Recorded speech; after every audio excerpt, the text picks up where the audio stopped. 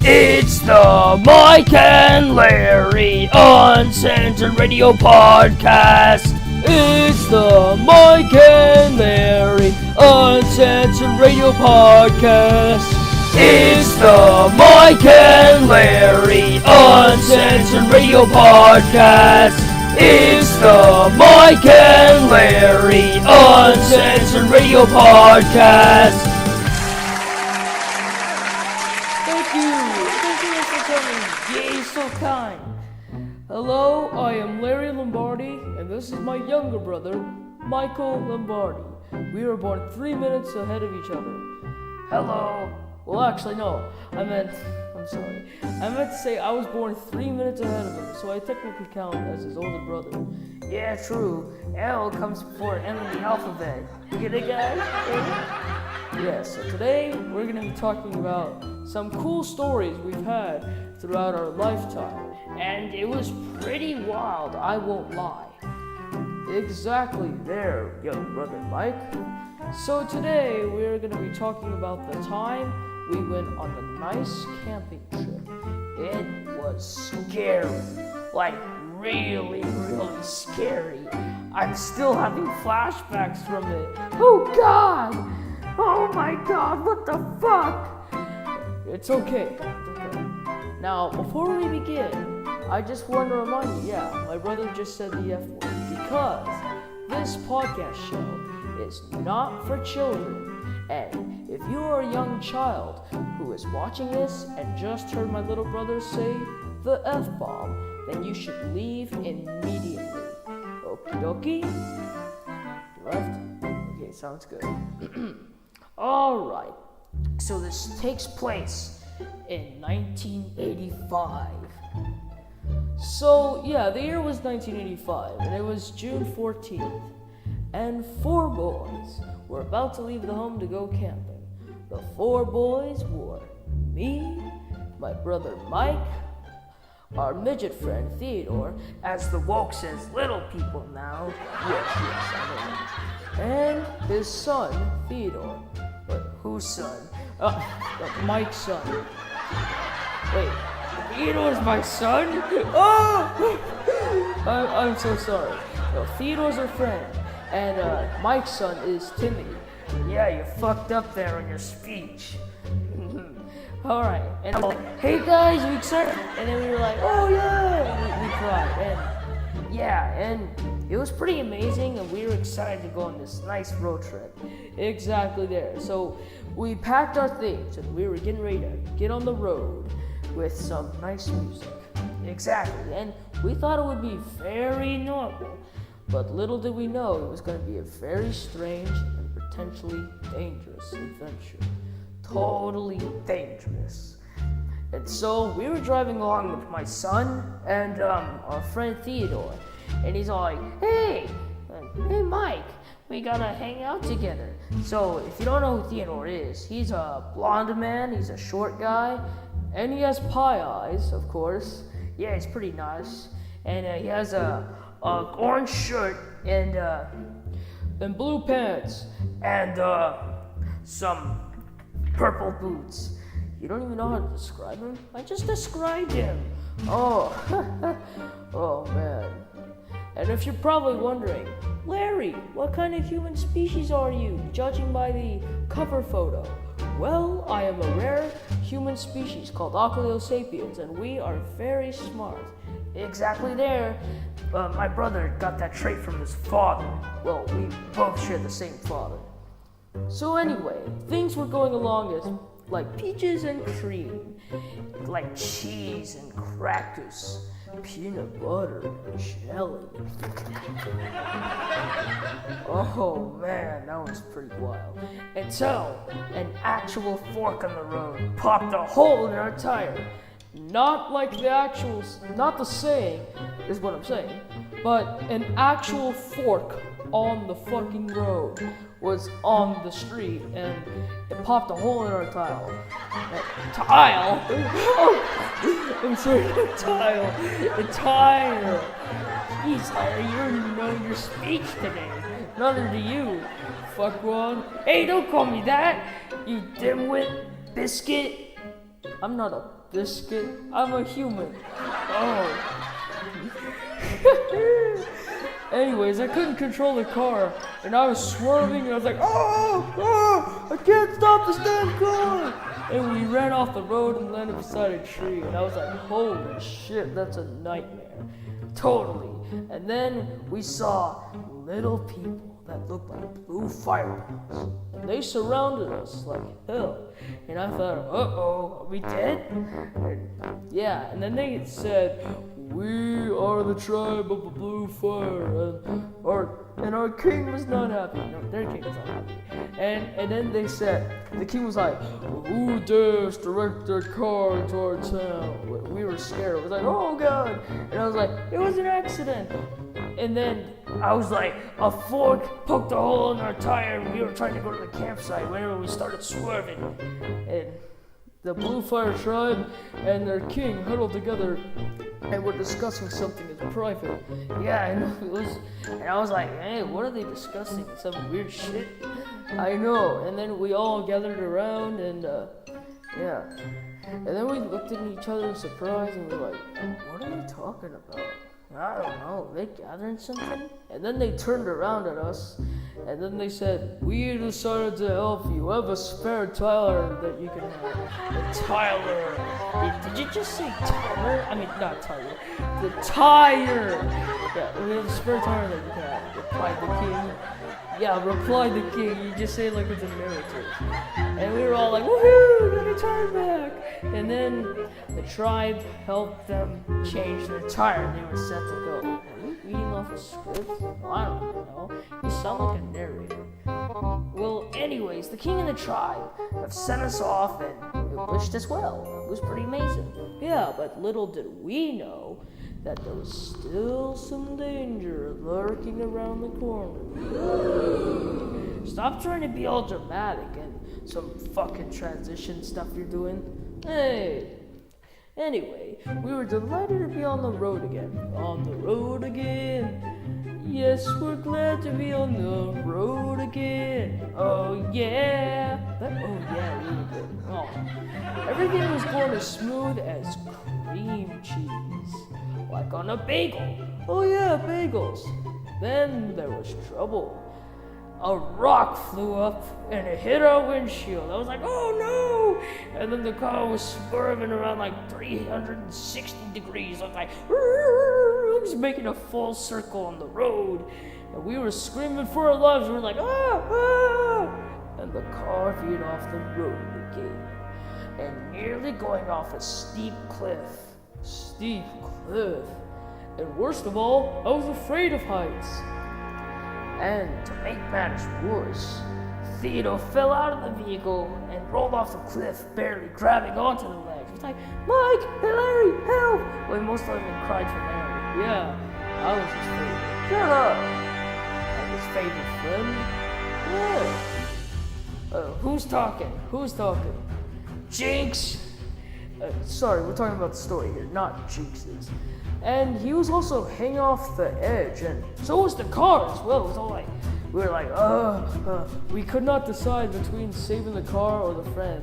My son was like, what do we do? Oh, we're trapped. My son? I mean, not my son. Jesus Christ, we're in trouble with our grammar today. Whew. We can't even say things right. We're mixing up sentences and stuff. I know. I've had that trouble one time around like 86. Why are you dating back to 1986 with sentence troubles? Well, I don't know. But we had to choose between saving the car or a friend. Obviously, we would save a friend. Theodore was in grave danger. He was very close to his death. And we were like, fuck it. Jump out of the car and save a friend. Then the car fell off the cliff. It was like, and then I grabbed onto Theodore's arm and I was like trying to pull him up. And it was like, don't look down. But then Theodore looked down anyway. Because there were jagged rocks and a huge waterfall. And he was like, oh, get me out of here. I don't want to die. Oh shit. And he tried his best to hold on to me. then started to lose its grip. And then some jackass eagle flew up and began pecking our hand. We were squawking like a maniac. It was like, "Arr! Arr! Arr!" And then Theodore couldn't hold it any longer, and he fell. And I was like, "Oh no!" And I thought that Theodore was dead, and it was very, very tragic. And there was nothing we could do, and we were sad. Exactly. And Larry suggested, "Hey, why not go down there and find Theodore?"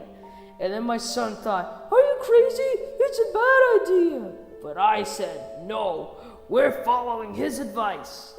And it was a tough climb down, but we were surprisingly safe and made it to the waterfall. And then my son said, "I see him. I think I see him." And there was Theodore lying motionless on one of the rocks, soaking wet. And then I ran over him to start to give him CPR. Start to give him? I gave him CPR. Yeah, that's more better. More better? Oh, come on! Well, Theodore began to cough out the water from his lungs. And I was like, "He's alive! He's alive!" And we cheered. It was like, "Hey!" And even though Theodore was alive, we were still lost and had no way to get back to the road. And my son said, "What are we going to do?" And I said, "Hey, I have an idea." And then we went to the sand and we started spelling out the words, "Help!" Well, that's what it spelled. Well, we didn't yell help, but we spelled it out with big letters on the rocks and tree branches. "Maybe a helicopter or a plane will see the message and save us," I said. But no more than an hour had passed when we spotted a helicopter. And we were like, hey, we need some help over here." And then the captain was like, "Hey, look, Captain, 4 boys are stranded down below and need our help." The captain didn't say that. It was a pilot. Oh. And then the helicopter landed and we were saved. We were like, "Hooray!" And we were like, "Hey, can you take us home, please?" "Will do," said the pilot. We're acting like storytime narrators, like said the pilot. Yeah, it's like we're entertaining children or something. I thought this wasn't for children. It's not. Oh, okay. The helicopter landed back home at the Lombardi house. Yeah, we call our house the Lombardi house. And we were appreciated for helping us. We're like, "Oh, thank you so much." "Our pleasure," they replied, and it was pretty cool. And then they flew away, and we were safe finally. And I was like, "Oh well, I guess that camping trip got canceled, but at least we're safe," I said. And then my son was like, "Hey, I got an idea." He was like, and then Theodore was like, "What is it?" And, "Wow, you do Theodore's voice pretty well." "Yes, I can." "Whoa, I'm a pretty good impersonator." "Hey, Mike." Oh, hey, Theodore. You impersonating me without me? Oh yeah. I was just telling about the camping story. Good luck on the podcast. Thank you so much. So anyways, we started camping in the backyard. And it's like regular camping. And we thought, hey, it's a great idea. And then Theodore set up the campfire, and we got the chairs, and we got some boring newspapers and some random wood, and we put it inside the fire. The fire was warming up, burning, and nicely. Don't you mean the fire was warming up and burning nicely? Oh yeah, my grammar's pretty stupid today. Yeah, you got that right. Oh my fucking gosh. Anyway, I was like, oh, this is relaxing. I was like, yeah, it is. It was so comfortable. In less than an hour, we were all fall asleep. We were like, and then we thought, hey, it's the least best. Oh, I'm sorry, no. We thought it was like the best and least dangerous camping trip ever. The end. Woo! Don't forget to say excuse you. Oh, sorry. So we got about like one more story to go before we sign off. So we're gonna tell you about this legendary video store called King Crawl Video. It's fucking awesome. I will not lie, it's amazing. We used to go there all the time. ever since it first opened in Tempe. Anyways, so this all started in September the 20th, 1984.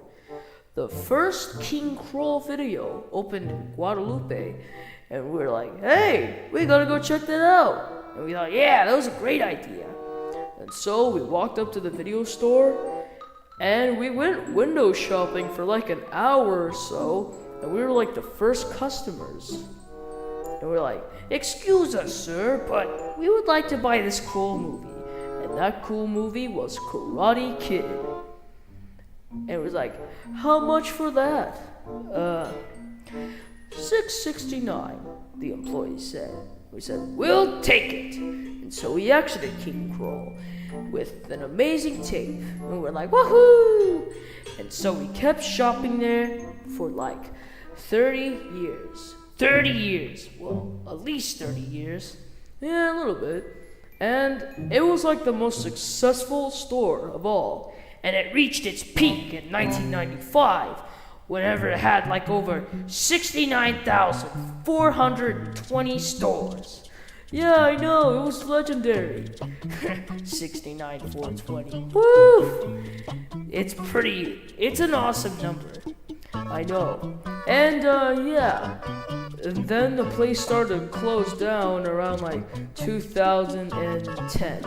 Yeah, 2010. It was pretty bad. And it was derailing, and all the stores were closing down. And we were like, no, don't close, please. And it went down to one store left. And of course, we thought it would be in Oregon, but that Oregon shop, no, that King Kroll in Oregon was closed, and it was down to the one that first opened, the very first King Kroll video. And we begged them for 5 minutes not to close down. The owner of the store said, what do you mean? I'm not closing this shit down, I'm keeping this place open. Really? Yeah, that's what they said. And so Mike applied for a job at King Kroll Video. It was like, woo, it's the best day of my life. And it was pretty amazing. Well, the reason King Kroll was going out of business was because of this company, which was a streaming service called Fat Flies. Fat Flies is a piece of shit. All you do is scroll around through the sections for an hour just to find out the movie you want is not there, and you require Wi-Fi, and they charge you monthly for subscriptions. That's fucked up. And so Mike still works at the King Kroll Video today. Exactly, my older brother Larry. Well, that'll be about it for today's podcast. Yeah, I loved it, guys. I loved it. So we just want to say thanks for listening to our podcast, and we'll be back soon. It's the Mike and Larry Uncensored Radio Podcast. It's the Mike and Larry Uncensored Radio Podcast. It's the Mike and Larry Uncensored Radio Podcast. It's the Mike and Larry Uncensored Radio Podcast.